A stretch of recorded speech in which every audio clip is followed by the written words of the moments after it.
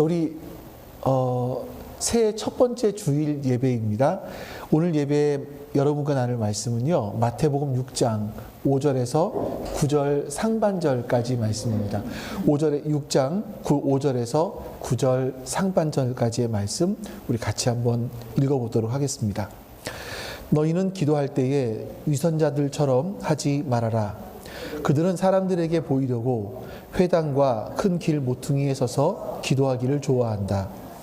내가 진정으로 너희에게 말한다. 그들은 자기네 상을 이미 받았다.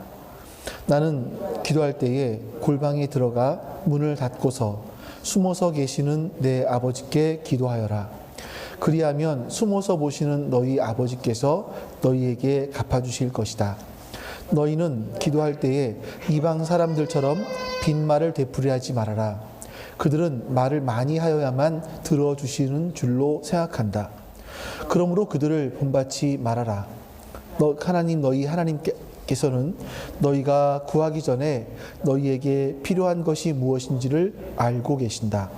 그러므로 너희는 이렇게 기도하여라. 아멘.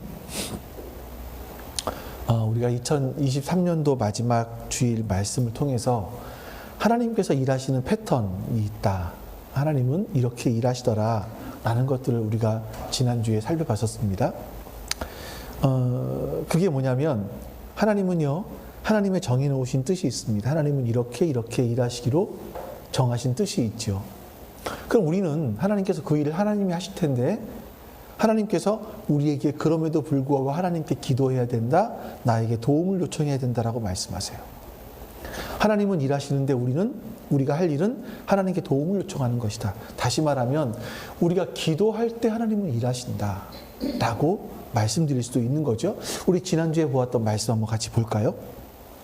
대표적인 말씀 에스겔서 36장 같이 한번 읽어보겠습니다. 그때야 비로소 너희의 사면에 남아있는 여러 나라들이 바로 나 주가 무너진 것을 다시 세우며 황폐한 땅에 다시 나무를 심는 줄을 깨달아 알 것이다. 나 주가 말하였으니 내가 이룰 것이다. 나 주 하나님이 말한다.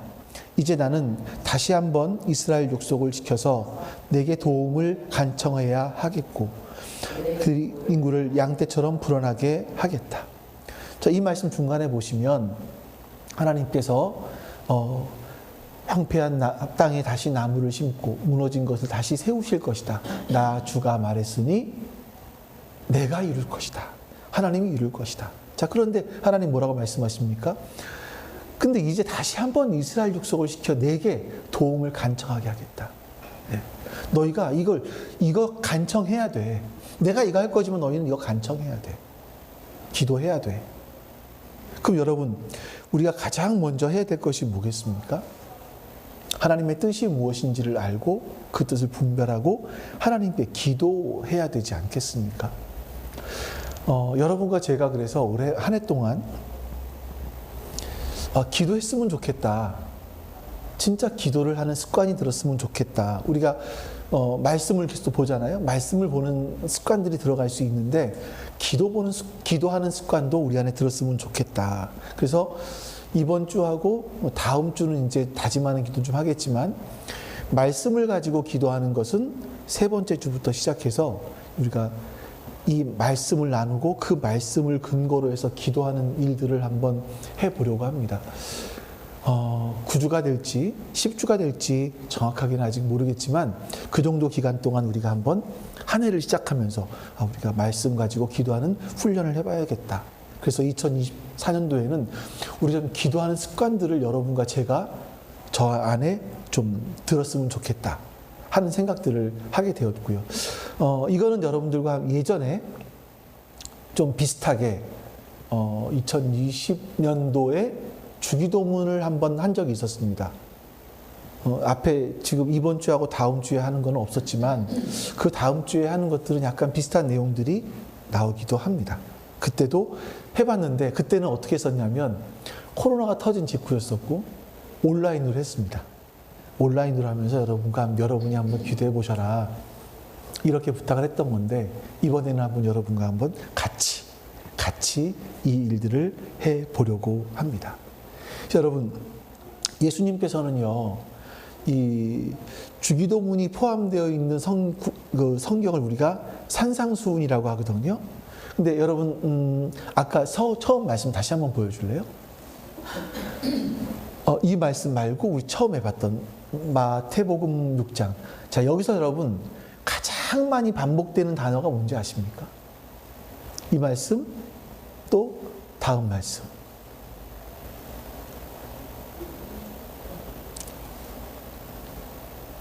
네. 뭐요? 기도? 기도도 많이 반복됩니다. 조금, 근데 보기에 조금 더 되는 것들이 있어요. 여기서만 해도 벌써 하나, 둘, 셋, 넷, 다섯, 여섯 번 정도 비슷하게 단어들이 반복되기도 하죠. 너희는, 너희.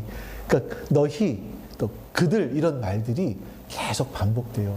이 산상수훈에서는요, 너희라는 말이 굉장히 많이 반복되거든요. 그래서 우리가 여기서 말하는 너희가 누구인가라는 것을 좀 먼저 알아야, 산상수훈, 또 주님의 기도, 여기 한번 다시 앞에, 여기 제일 9절 마지막.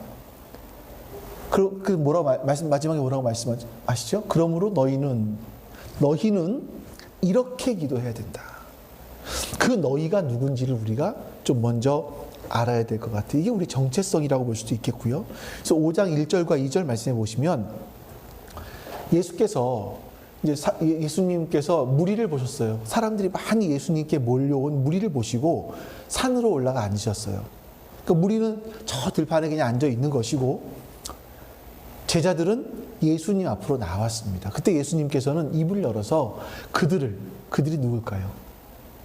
무리가 아니라 5,000명 막 이렇게 모인 사람들이 아니라 예수님 앞으로 나온 그들, 제자들, 하나님의 백성들, 예수님을 구주로 믿고 따르기로 한 사람들, 하나님 나라 백성들을 얘기를 해요. 그들을 가르치기 시작하셨습니다. 이게 산상수훈이에요. 그리고 그들에게 너희는 이렇게 기도해야 된다. 너희는 이 제자들, 하나님 나라 백성들을 말하는 거죠. 근데 성경을 보시면 하나님께서는요, 이스라엘 백성들을 택하시고 이스라엘 백성들이 하나님 나라 백성이 되길 원하셨어요. 그들은 특별한 백성이 되길 원하셨습니다. 그래서 지금부터 요 각도에서 구약부터 시작해서 마태복음까지 쭉 한번 훑을 거예요. 예. 이게 되게 저는 되게 재밌어요.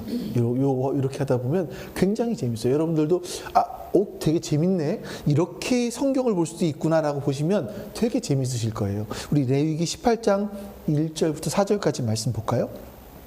같이 읽습니다. 주님께서 모세에게 말씀하셨다. 너는 이스라엘 자손에게 말하여라. 그들에게 이렇게 일러라. 내가 주 너희의 하나님이다. 너희는 너희가 살던 이집트 땅의 풍속도 따르지 말고 이제 내가 이끌고 갈 땅 가나안의 풍속도 따르지 말아라. 너희는 그들의 규례를 따라 살지 말아라. 그리고 너희는 내가 명한 법도를 따르고 내가 세운 규례를 따라 살아라. 내가 주 너희의 하나님이다. 자, 여기서 반복되는 단어는 뭘까요?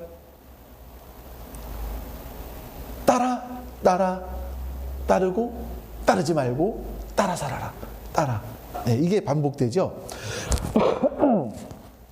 하나님께서는요, 이스라엘 백성들을 이집트에서 구원해서 가나안 땅에 들여보내시면서 이렇게 말씀하시는 거예요. 너희는 이집트 땅의 풍속도 따르지 말고 너희가 들어갈 가나안 땅의 풍속도 따르지 말아라.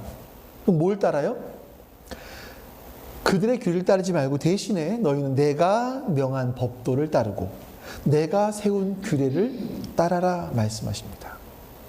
하나님께서는요, 이스라엘 백성들, 하나님이 택하여 내신 그 이스라엘 백성들, 너희는 이집트 사람들이나 가나안 사람들과는 달라야 된다. 그들과 똑같이 살아서는 안 된다라고 말씀하시는 거예요. 너희는 그런 세상 사람들이 살아가는 길을 따라 살아가면 안 되는 사람들이다라고 말씀하시는 거예요. 이집트를 대표하는 건 다신교입니다.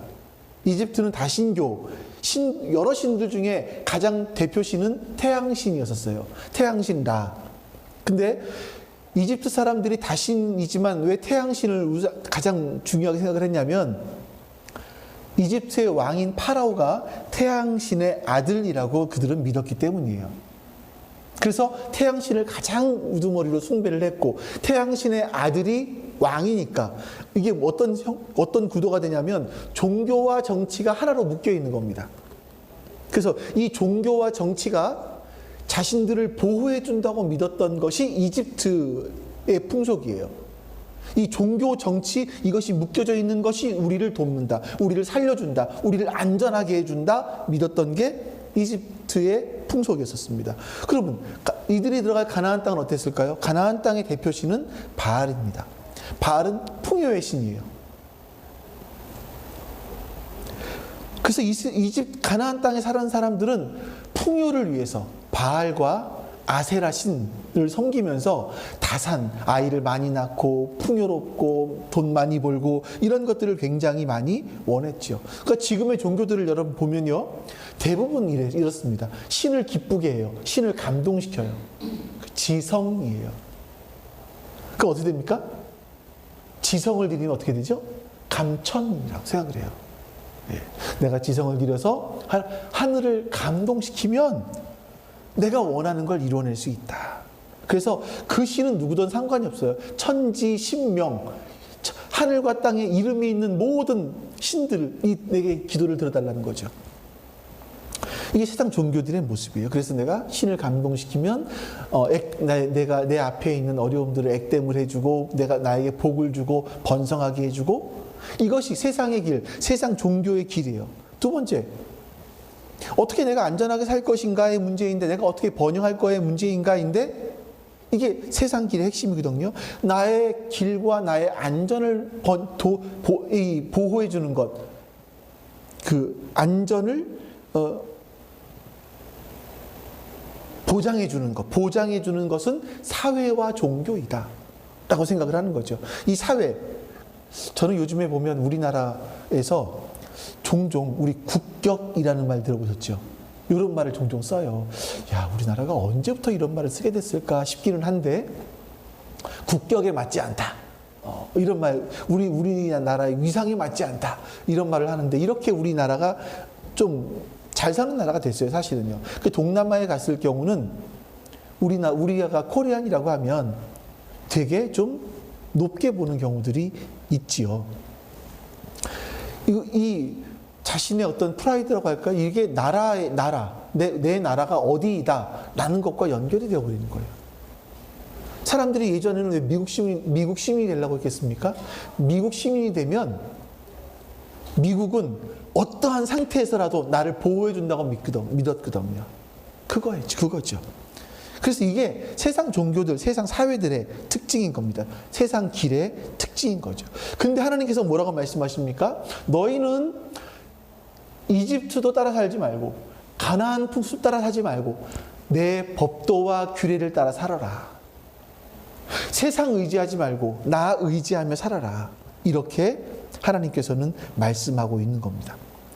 우리가 세상을 따라 살지 않고 하나님을 따라 살아야 되는 이유가 있다면 그것은 하나님의 백성이 된 우리가 독특하기 때문에, 우리가 뭐 특별하기 때문이 아니라 특별한 재능, 특별한 능력 이런 것 때문이 아니라 오히려 이스라엘 사람들을 보세요. 그들이 하나님께서 분명하게 말씀하신 것이 뭐냐면 너희는 다른 민족보다 특별하기 때문에 내가 너희를 부른 것이 아니라 너희는 다른 민족보다 부족하다, 못났다, 숫자도 적다. 근데 그래서 너희를 불렀다라고 하나님이 말씀하십니다. 이스라엘 사람들을 보면요, 민족적인 숫자도 적었고요, 자질도 없었고 역사적 뿌리도 없었고 문화적인 것도 없었어요. 다른 민족에 비해서 굉장히 열등한 민족이었었습니다. 근데 하나님이 그들을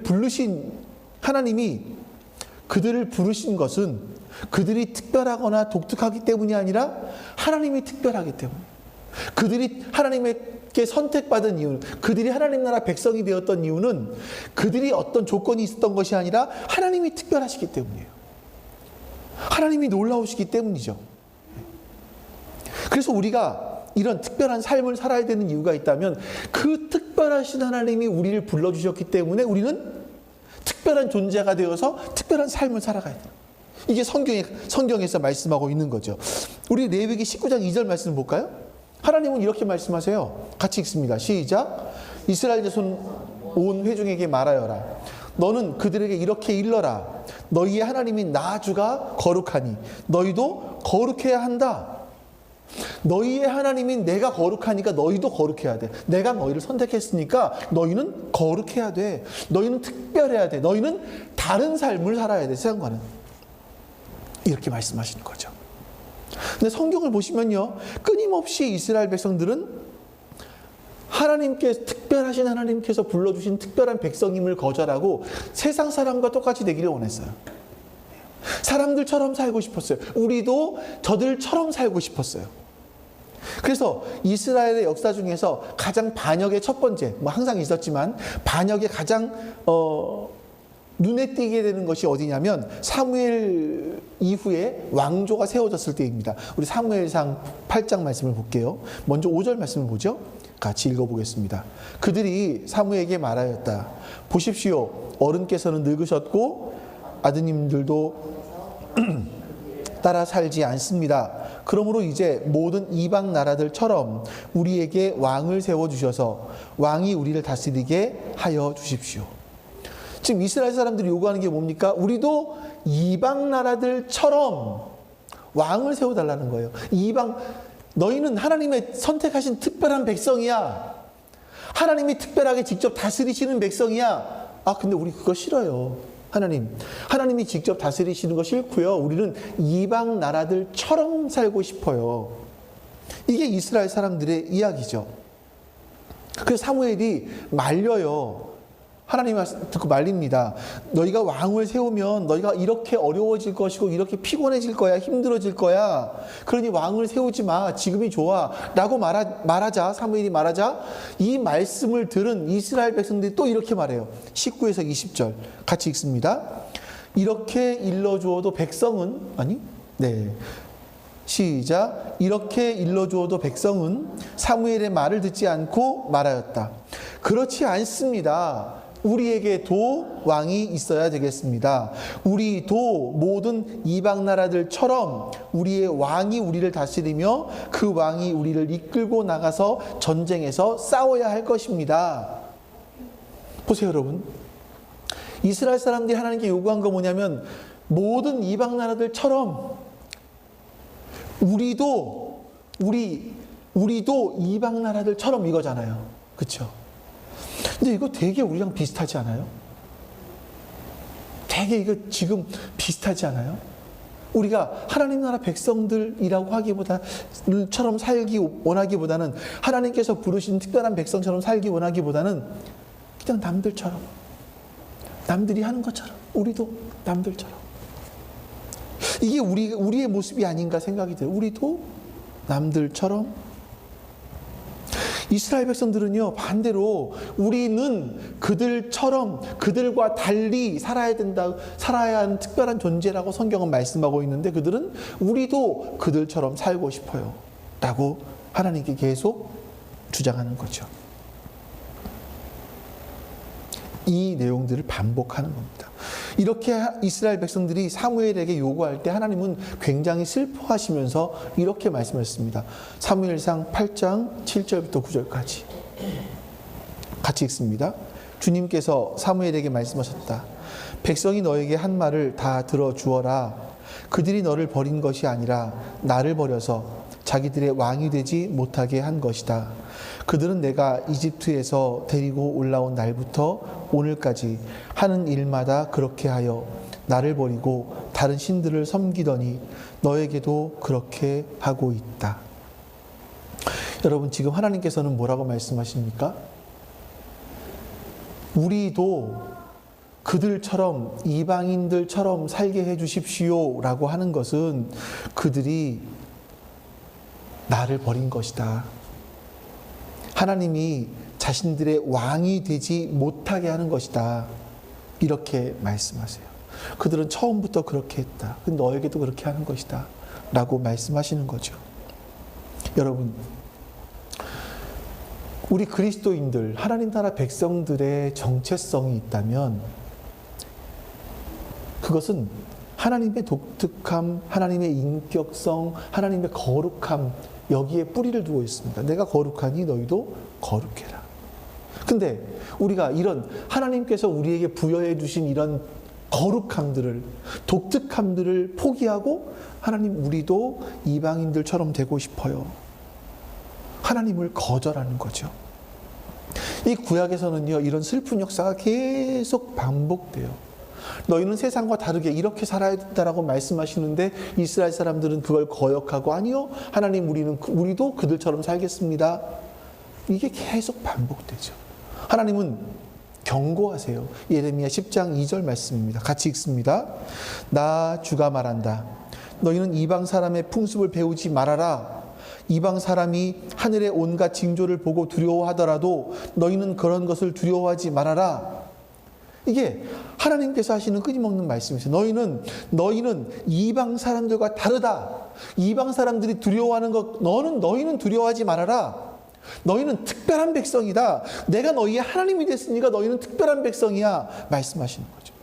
그런데 이스라엘 백성들은 그렇게 하지 않습니다.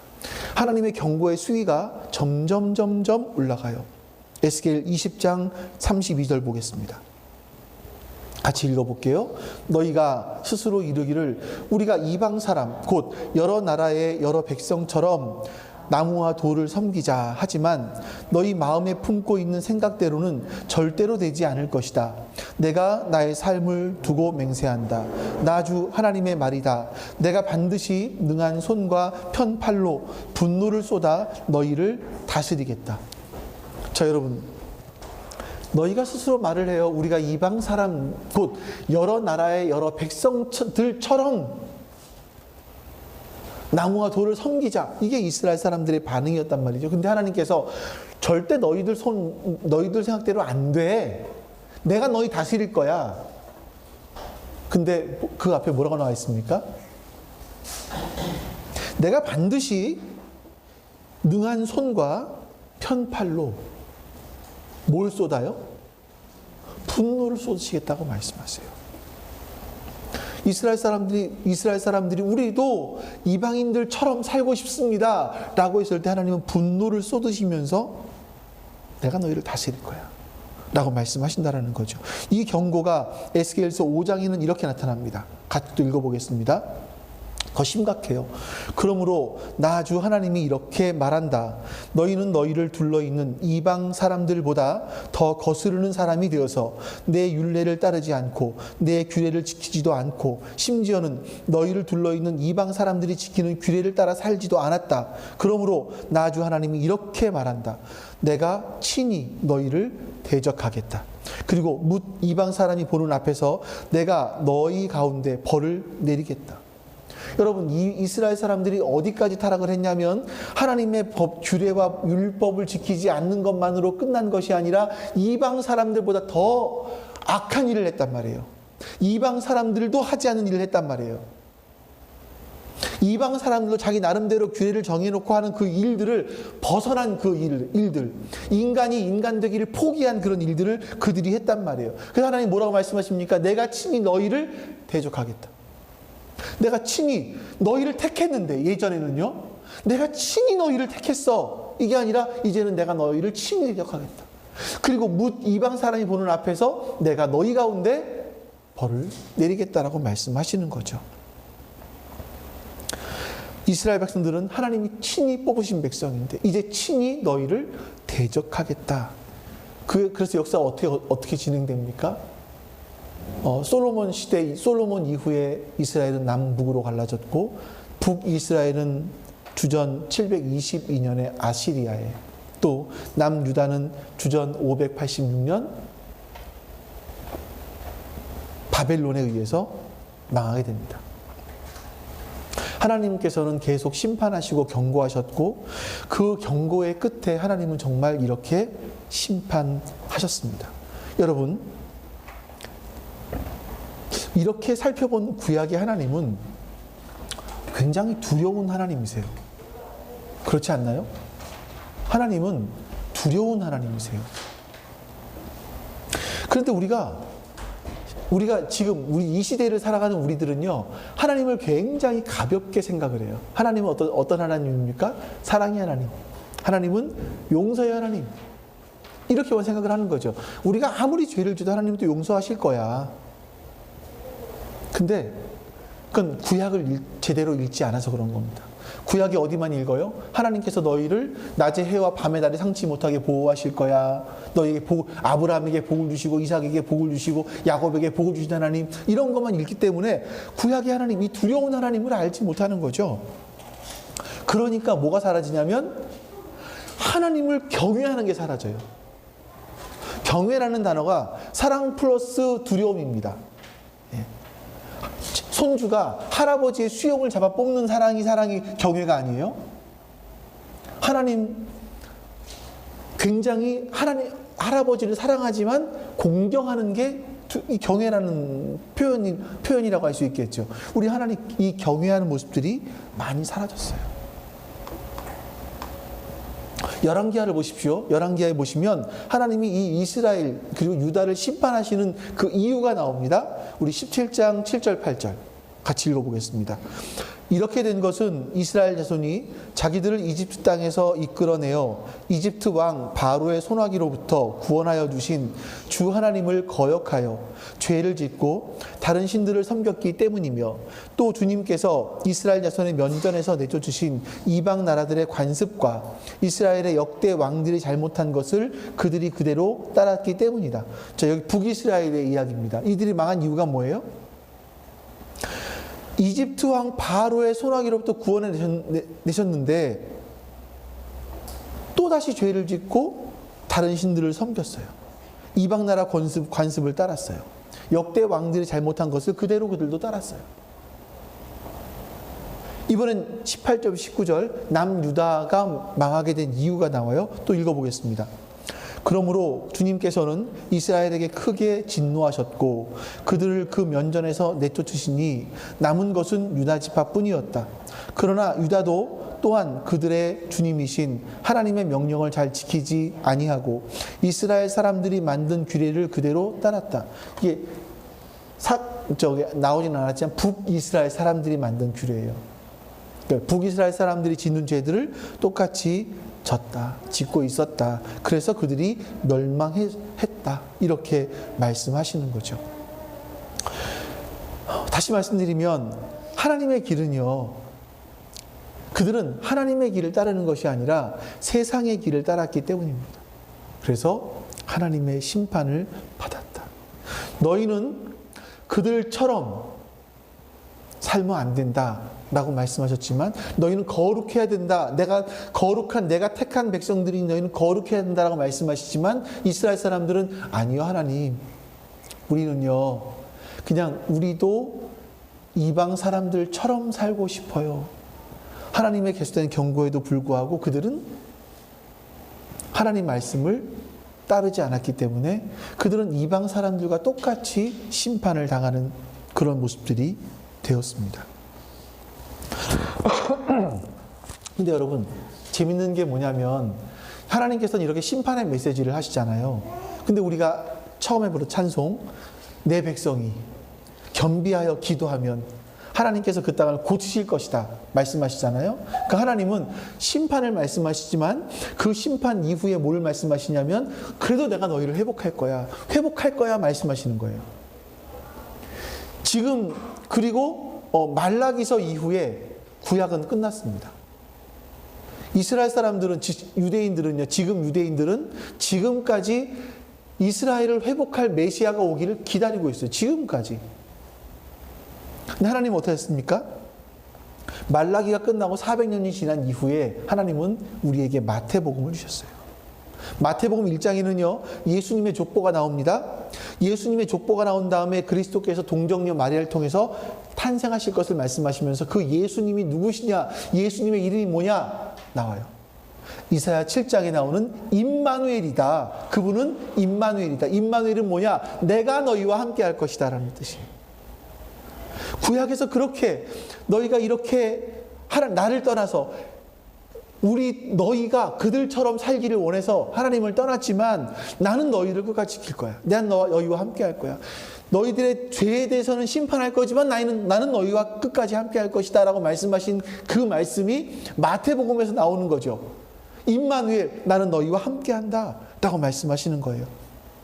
그리고 4장에 가면 하나님이 어떻게 함께 하시는지, 그 임마누엘 하시는지가 확연하게 예수님 말씀 선포하시는데, 그 선포하신 말씀이 마태복음 4장 17절입니다. 같이 읽죠. 그때부터 예수께서는 회개하여라, 하늘나라가 가까이 왔다 하고 선포하기 시작하셨습니다. 자, 하나님이 임마누엘, 어떻게 우리와 함께 하시느냐? 하나님의 나라가 가까이, 하나님이 너희를 통치하신다라는 거예요. 이 개념인 거죠. 그리고 23절에서 이렇게 말씀하십니다. 또 읽어보겠습니다. 예수께서 온 갈릴리를 두루 다니시면서 그들의 회당에서 가르치며 하늘나라의 복음을 선포하며 백성 가운데서 모든 질병과 아픔을 고쳐주셨다. 예수님께서는요, 새로운 약속이 이루어지는 그 하나님의 나라가 도래했다 선포하고 계시는 거예요. 우리같이 평범한 사람들이 그 나라에 들어갈 수 있다 말씀하시는 거죠. 마치 하나님의 나라는 결혼잔치와 같아서, 어떤 사람들은 초청을 했지만 나는 이게 바빠서 못 가요, 저게 바빠서 못 가요 하지만, 그랬을 때 그 왕은 모든 사람들을 다 초청해요. 거기에 들어올 수 있는 자격이 뭡니까? 예복을 입은 사람이면 되는 거예요. 그냥 주인이 준비한 예복을 입기만 하면 되는 거예요. 나는 그 예복 막 관심 없는데요, 나는 내 마음대로 하고 싶은데요, 그럼 너는 다 가라. 이게 주님의 말씀이신 거잖아요. 근데 거기에 들어오신 사람들은 처음에 왕이 초대했던 특별한 사람들, 고위 관직자들이 아니라 이제는 아무나예요. 아무나. 보통 사람, 평범한 사람 모두 데려오라고 말씀하시는 거예요. 마치 처음에 이스라엘 사람들이 정말 너희들이 별 볼 일 없었지만 하나님이 그들을 불러서, 너희들은 못난 사람들이었고 민족적으로 숫자도 없었고 문화적인 것도 그렇지만 내가 너희를 불렀기 때문에 너희가 특별한 민족이 된 것처럼 우리 역시 아무나, 보통 사람, 아니 보통 이하의 사람들인데 하나님이 우리를 불러서, 특별하신 하나님이 우리를 불러서 특별한 백성이 되게 해주시겠다라고 말씀하시는 거죠.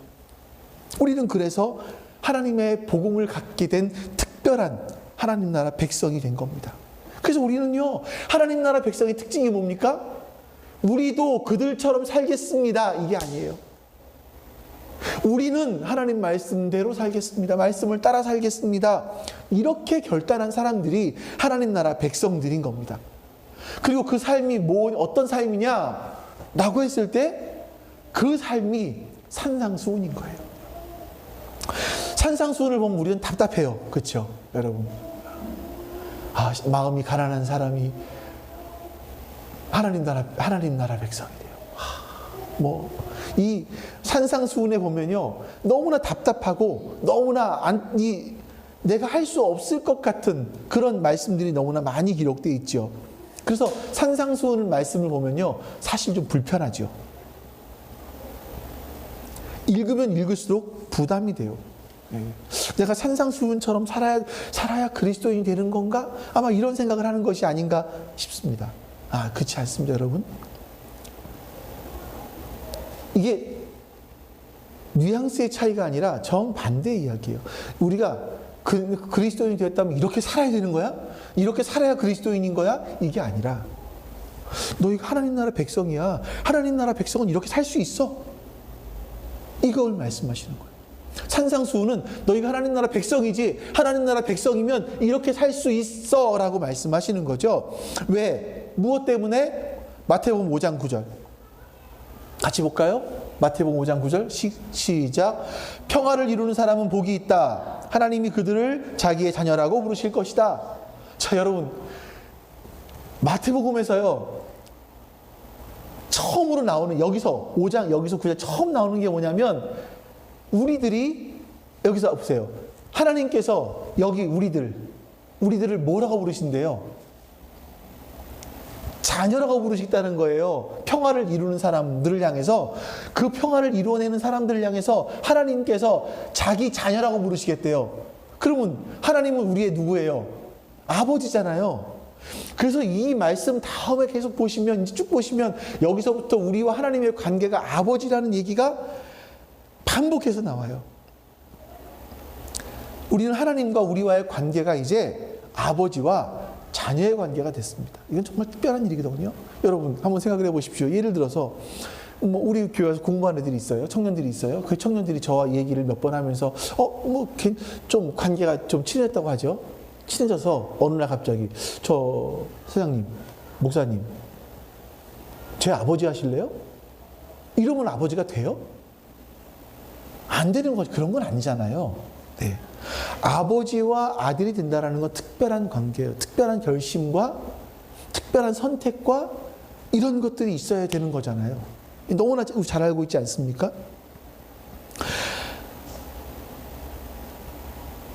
근데 하나님께서 우리를 아들과 딸이라고 부르시겠대요.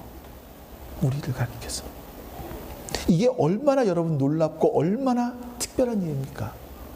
그래서 마태복음 6장 8절에 아까 처음에 봤습니다만, 그러므로 너희는 그들을 본받지 말어. 너희가 누구예요? 바로 이런 특별한 하나님의 특별한 부르심을 받은 하나님의 아들이 되고 하나님의 딸이 된 너희는 그들을 본받지 말아라 라고 말씀하시는 거죠. 또 마태복음 5장 47, 48절 같이 읽습니다. 이방 사람들도 그만큼 하지 않느냐? 그러므로 하늘에 계신 너희 아버지께서 온전하신 것 같이 너희도 완전하여라. 비슷한 말씀을 하시는 거예요. 하나님께서 우리 요청하시는 것은 너희가 세상을 따르지 말고 그들처럼 되지 말고 하나님을 따라라. 하나님처럼 되라. 이게 하나님의 요청하심이죠. 이게 산상수훈의 가르침이에요. 그래서 우리가 산상수훈을 별로 좋아하지 않습니다. 우리는 저들처럼, 우리도 저들처럼 살고 싶은데 하나님은 우리는 저들처럼 살지 말고 하나님처럼 되라고 말씀하시니 불편한 거예요. 그래서 좀 산상수훈을 말씀하면 그냥 좋은 말씀이긴 한데 한 귀로 듣고 한 귀로 흘리는, 나는 할 수 없는 일인 것 같아 라고 생각하는 그런 마음이 있는 것 같아요. 자, 근데 보세요. 제가 표를 하나 이제 보여드릴게요. 산상수훈의 구조예요. 자, 제일 아래쪽부터 이게 보이시는지 모르겠어요. 제가 약간 색깔도 표현한다고 해봤는데, 자, 제일 아래부터 보는 겁니다. 이게 산상수훈이 5장 3절부터 시작이 돼요. 5장 3절부터 16장에는 뭐가 나와 있냐면 하나님 나라 백성의 정체성에 대해서 말씀하고 있어요. 그리고 17절, 48절까지는 하나님 나라 백성의 삶의 방식을 말씀하고 있어요. 6장 1절부터 18절까지는 하나님 나라 백성은 어떻게 신앙생활을 해야 돼 라고 말씀하는 거죠. 그리고 6장 19절부터 7장 11절까지는 하나님의 나라 백성은 구약 사람들처럼 사는 것이 아니라 너희는 이런 새로운 삶을 살아야 돼. 새로운 삶에 대해서 말씀해요. 7장 12절 27절까지는 그렇게 살았을 때 맺어지는 열매에 대해서 말씀합니다. 이렇게 이게 우리나라에서 정말 유명한 신학 박사 김세훈 박사님이라는 분이 계세요. 그분이 이 산상수훈의 구조를 해놓은 거를 좀 이제 압축시켜서 해놓은 부분들입니다. 자, 여러분, 예수님께서 말씀하실 때 마태가 예수님 말씀을 듣고 이렇게 탁 구분해서 기록을 해놓은 거예요. 근데 지금 제일 가운데 뭐가 있죠? 제일 밑에 쪽에서 신앙생활이 나와요. 신앙생활 양 옆에는 어떤 삶에 대한, 하나님 나라 백성은 이렇게 살아야 돼 라는 삶에 대한 부분들이 나오고, 제일 첫 번째는 가장 중요한 너희들 정체성은 이거야. 이게 나오죠. 그리고 제일 마지막에는 이렇게 정체성을 갈고 새로운 삶을 살아갈 때, 신앙생활을 할 때 너희들이 이런 열매를 맺어라는 거잖아요. 그러면 이 신앙생활을 또 위로 올려보면 세 가지로 또 분류가 돼요. 자비를 베풀 때 어떻게 할 거냐, 가운데는 기도할 때 어떻게 될 거냐, 마지막에는 금식은 또 어떻게 할 거냐. 신앙생활에 이게 자비를 베푸는 일과 기도하는 일과 금식하는 일이라고 표현하시는데 이 세 가지를 말씀하세요. 근데 이 기도, 정 가운데 있는 또 이 기도는요, 기도는 이렇게 세 가지로 나눠져요. 제일 위에 이방인의 기도가 있고, 제일 마지막에 너희가 기도하기 위해서는 이런 용서를 할 수 있어야 돼. 라는 부분이 나와요. 근데 그 중간에 뭐가 나오냐면 주님의 기도가 나옵니다. 지금요, 여러분, 이게 이스라엘 사람들이 쓰는 수미상관이라고 하는 문학적인 구조예요. 수와 미의 이런 그런 있어요. 저도 설명드리기가 그런데 이게 수미상관이 맞나 모르겠네요. 어쨌든 그런 구조들이 있어요. 자, 근데 이 지금 마태가 이 구조들을 통해서 계속 강조하고 싶은 게 뭐냐면 우리가 산상수훈적인 삶을 살아갈 수 있는데 가장 키포인트가 뭐예요? 기도라고 말씀하는 거예요. 그 기도는 주님께서 우리에게 가르쳐 주신 기도라고 말씀하고 있는 거죠. 여러분, 기도라는 게 뭡니까? 기도라는 것은요, 하나님과 관계를 맺는 거예요. 하나님 나라 백성의 가장 중요한 것은 하나님과 소통하는 거죠. 인간은 하나님과 소통하도록, 기도하도록 만들어져 있습니다. 인간은 기도하도록 만들어졌어요. 그래서 예수님은 우리에게 너희가 기도해라 라고 막 기도를 가르쳐 주시는 거예요. 그래서 예수님께서는요, 우리가 왜, 무엇을, 어떻게 기도해야 되는지에 대해서 주님의 기도를 통해서 우리에게 가르쳐 주고 있는 겁니다. 여러분, 사실 우리같이 평범한 사람들, 그 결혼식장에 들어갔던 사람들로 포함 얘기를 하자면 아무나예요.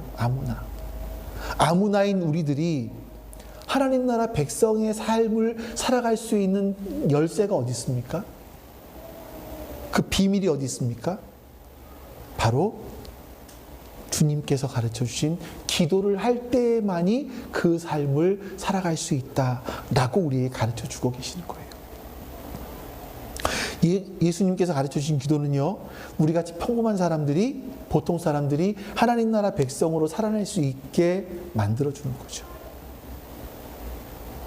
저는 그래서 여러분들과 함께 이 주님의 기도를 또다시 한번 배워보고 싶은 겁니다. 아마 제가 기억에요, 예전에도 했던 것 같아요. 예전에도 제가 그 자료들이 하나도 없더라고요. 근데 제 기억 속에는 예전에도 한 번 내지는 두 번 했던 것 같아요. 온라인에도 한 번 더 있으니까 한 세 번, 두 번, 세 번 정도 더 했던 거죠. 근데 제가 어떻게 우리가 살 수 있을까를 고민하다 보니까 이게 주기도문이 가장 이렇게 기도하는 게 정말 중요한 거구나. 이 산상수훈적인 삶을 살려면 하나님께서 불러내신 특별하고 독특한 거룩하게 살아야 될 백성의 삶을 살기 위해서는 이 주님의 기도가 필요하구나라는 것을 확인하게 된 겁니다. 여러분, 기도하십니까? 아니면 기도하지 않으십니까? 왜 기도하시고 왜 기도하지 않으십니까? 내가 누구인지, 나에게 필요한 것이 정말 무엇인지를 아는 사람은 기도할 수도 있고 기도하지 않을 수도 있을 겁니다. 여러분, 어떤 자세로 기도하십니까? 어떻게 기도하세요? 여러분, 기도의 내용이 뭡니까? 무엇을 기도하시죠? 우리가 하는 기도의 내용들은 그 사람이 누구인지를 우리에게 보여줍니다. 그럼 여러분, 하나님 나라 백성은 어떤 기도를 드려야 될까요? 이게 우리가 앞으로 해보고 싶은 겁니다.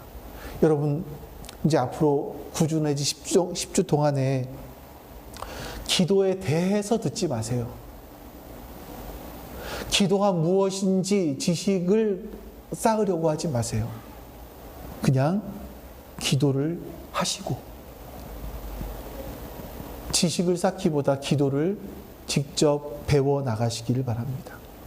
그래서 깊은 기도 속으로 들어가서 이 땅을 사는 동안 하나님 나라 백성답게 그런 삶을 살아갈 수 있는 여러분과 제가 되기를 주님의 이름으로 축원합니다.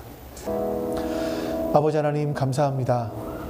하나님께서 우리를 어떤 존재로 삼으셨는지, 하나님께서 우리를 어떻게 부르셨는지 하나님 알게 해주시옵소서. 거룩하신 하나님께서 우리를 불러주셨기에 우리도 거룩한 존재가 되었다라는 것을 기억하며 우리가 거룩한 삶을, 그런 특별한 삶을 살아갈 수 있도록 주님 은혜 베풀어 주시옵소서. 그 삶을 살아갈 수 있는 그 힘은 바로 이 주님의 기도에 있다라는 것을 기억하며 이 주님의 기도가 우리의 몸에 배는 그런 기도가 될 수 있도록 주님 우리에게 은혜를 베풀어 주시옵소서. 감사드립니다. 우리 주 예수 그리스도의 이름으로 기도하옵나이다. 아멘. 여호와는 내게 복을 주시고 너를 지키시기를 원하며 여호와는 그 얼굴을 내게 비추사 은혜 베푸시기를 원하며 여호와는 그 얼굴을 내게로 향하여 드사 평강 주시기를 원하노라.